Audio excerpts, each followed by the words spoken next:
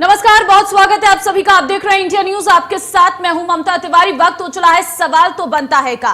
प्रगतिशील समाजवादी पार्टी के मुखिया शिवपाल यादव और सुहेलदेव भारतीय समाज पार्टी के प्रमुख ओम प्रकाश राजभर को सपा गठबंधन से दरकिरार करने के बाद अखिलेश यादव ने उन पर पहली बार चुप्पी तोड़ी है। अखिलेश ने चाचा शिवपाल पर अपनी बात दोहराते हुए कहा कि अगर उन्हें लगता है कि मैं सम्मान नहीं दे पा रहा हूं तो वो जिस दल के साथ चाहे जा सकते हैं। अखिलेश ने राजभर पर तंज कसते हुए कहा है कि उन पर किसी दूसरे दल की आत्मा आ गई है और उनका झाड़ फूंक करवाना पड़ेगा। राजभर के एसी से निकलने की नसीहत देने वाले बयान पर अखिलेश ने कहा, एसी का क्या है, देखिए 22 साल राजनीति करते हो गया मुझे। 22 साल में आप सब जानते होंगे कि किसके इशारे पर सवाल उठा रही होंगे। मुझे तो लगता है कि उनमें आत्मा किसी दूसरे दल की आ गई है और गांव देहात में झाड़ फूंक होती है ना, उन्हें झड़वाना फूकवाना पड़ेगा तभी ठीक होंगे। राजभर को सिक्योरिटी मिलने के सवाल पर अखिलेश ने कहा कि जो बीजेपी को खुश रखेगा उसे सुरक्षा मिलेगी, जो बीजेपी को खुश करेगा वो स्वतंत्र और आजाद घूमेगा। तो ओम प्रकाश बीजेपी की भाषा बोल रही हैं, अखिलेश यादव की तरफ से कहा गया। आज अखिलेश यादव ने अपनी चुप्पी तोड़ते हुए नजर आई हैं। ये समाजवादी पार्टी और समाजवादी पार्टी के गठबंधन पर कभी भी समाजवादियों ने गठबंधन किए होंगे, नेताजी से लेकर के अभी तक कभी समाजवादी गठबंधन पे आरोप नहीं लगता था कि पैसा लेकर के टिकट दी जाती है। लेकिन जिस तरीके से ओम प्रकाश राजभर जी के साथ जब गठबंधन किया, आरोप लगा समाजवादी और गठबंधन पे कि यहाँ पर पैसे लेकर के टिकट दी जाती है। एसी क्या है, मैं 22 साल राजनीति हो गई मुझे, और 22 साल में आप सब जानते होंगे कि किसके इशारे पे उठा रहे होंगे। मुझे तो लगता है कि उनके अंदर आत्मा किसी और दल की आ गई है और गांव देहात में झाड़ फूक होती है ना, उन्हें झड़वाना फुकवाना पड़ेगा और तभी ठीक होंगे, उससे पहले ठीक नहीं होने वाले हैं। उनको क्यों मिली है? ये इसलिए मिली कि जो बीजेपी को खुश करेगा उसे सुरक्षा मिलेगी, बीजेपी को जो खुश रखेगा वो स्वतंत्र और आजाद घूमेगा। तो फिलहाल आपको जानकारी दे दें कि उत्तर प्रदेश में एक बार फिर से सियासत में बयानों की तीरंदाजी जो है वो शुरू हो गई है और लगातार हंगामा हो रहा है।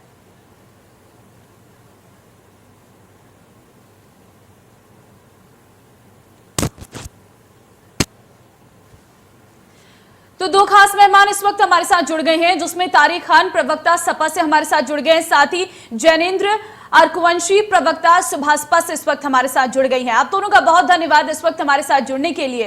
तारिक खान जी, एक और नया बयान आपके सपा के अध्यक्ष अखिलेश यादव की तरफ से दिया गया है, जिसमें ओम प्रकाश पर वो ये कहते हुए नजर आए इन्हें झाड़ फूक की जरूरत है। देखिए, उनका कहने का मतलब सीधा सा ये था कि कितनी जल्दी इनका हृदय परिवर्तन हुआ है। अभी मैं देख रहा था जब मऊ में रैली हुई थी तो ये इन्होंने बाकायदा कहा था मोदी साहब और योगी साहब के लिए कि अगर हिंदुस्तान में सबसे ज़्यादा कोई झूठ बोलता है तो मोदी साहब और उत्तर प्रदेश में योगी साहब। और उसके बाद चुनाव जैसे ही ख़त्म हुआ तो अब इनके मुंह से तारीफें निकलती हैं। तो इस चीज पर उन्होंने कहा कि उनका हृदय परिवर्तन कितनी तेजी से हो रहा है, इस चीज पे ध्यान देने की जरूरत है और जनता देख रही है आपका हृदय परिवर्तन। मतलब अगर कोई किसी पार्टी की तारीफ कर देता है तो वो उसकी तरफ हो जाता है, ये कौन सा फंडा है? आप अभी तो उनकी बहुत ज्यादा बुराई कर रहे थे, ऐसा क्या हो गया कि आप उनकी तारीफ कर रहे थे? ये भी तो बताना पड़ेगा ना। ये सवाल जायज है, मैं क्यों पूछूंगा सवाल? ठीक है, सवाल तो जैनेंद्र जी, तारीफ का मतलब क्या है? नहीं, तारीफ का कोई मतलब नहीं है। मैं तो ये कहना चाहूंगा कि ऐसे अंधविश्वासी जो बयान दिए जा रहे हैं ये भी हास्यास्पद हैं। आज का वैज्ञानिक और टेक्नोलॉजी का युग है और उसमें आप झाड़ फूंक की बात करते हैं, तो ये भी बता दीजिए ओझा आप स्वयं बनेंगे या कोई और पकड़ के लाएंगे ओझा तांत्रिक? तो ये हास्यास्पद बयान है, इन पे हम लोग तवज्जो नहीं देते हैं। दूसरी चीज है कि तारीफ करना और 22 श्रेणी सुरक्षा मिलना, तो वायु श्रेणी सुरक्षा तो इसी वजह से मिली कि अखिलेश जी ने खुद सदन में खड़े होके माननीय नेताजी ओम प्रकाश राजभर जी के लिए वायु श्रेणी सुरक्षा की मांग की थी। उन्होंने तो सुरक्षा की मांग की थी, इससे आगे एक कदम बढ़ा के उन्होंने एक खत भी लिखवाया मुख्यमंत्री के नाम, जो इन्हीं के जो प्रवक्ता हैं राजेंद्र चौधरी जी, उन्होंने खत लिख के दिया सरकार को कि माननीय ओम प्रकाश राजभर जी को आप सुरक्षा मुहैया कराइए। और जहां तक अगर ये बात है कि सुरक्षा मुहैया कराने से सरकार खुश हो जाती है और सरकार का वरद हस्त आपके ऊपर हो जाता है, तो आजम खान जी के पास भी वायु श्रेणी सुरक्षा है और उन्होंने मांग की है कि उनको जेड सुरक्षा दी जाए, जेड श्रेणी की सुरक्षा मुहैया कराई जाए। तो अगर कल को अगर माननीय आजम खान जी को सुरक्षा मिल जाती है जेड श्रेणी की, हालांकि वाई श्रेणी की अभी भी है, तो क्या इसका मतलब ये होगा कि माननीय आजम खान जी भी भाजपा के गुट में शामिल हो गए हैं? मेरा यही सवाल है, मेरी तरफ से पूछिए आप। ठीक है, बताइए तारिक खान जी कि सुरक्षा पर आप बात कर रहे हैं, आपका ये कहना है कि सुरक्षा मिलना मतलब अगर बीजेपी का साथ दोगे तो बीजेपी की सुरक्षा मिल जाएगी। और अखिलेश यादव ने एक और बात कही है, विपक्ष को डर कर गठबंधन तोड़ने का दबाव बनाया गया है, इससे क्या मतलब है? भाई देखिए, कई जगह हिंदुस्तान में इस तरीके की चीजें हुई हैं कि विपक्ष को डरा कर एजेंसियों द्वारा, जो कि पहले भी होता रहा, कांग्रेस की सरकार भी यही काम करती थी, लेकिन उसका प्रचलन बहुत तेजी से बढ़ गया है आगे और उसका इस्तेमाल बहुत ज्यादा होने लगा है। उन्होंने उस बात पे कहा है कि एजेंसियों का डर दिखाकर विपक्ष को तोड़ने की कोशिश हो रही है। और लेकिन अगर विपक्ष मजबूत होता तारिक खान जी तो उसे तोड़ कौन पाता? ये तो आपके गठबंधन में नुकसान हो गया है, तो आप दूसरे पार्टी पर ठीकरा फोड़ रही हैं। देखिए, गठबंधन पे नुकसान कुछ नहीं हुआ कि हिंदुस्तान का पहला गठबंधन नहीं है भाई।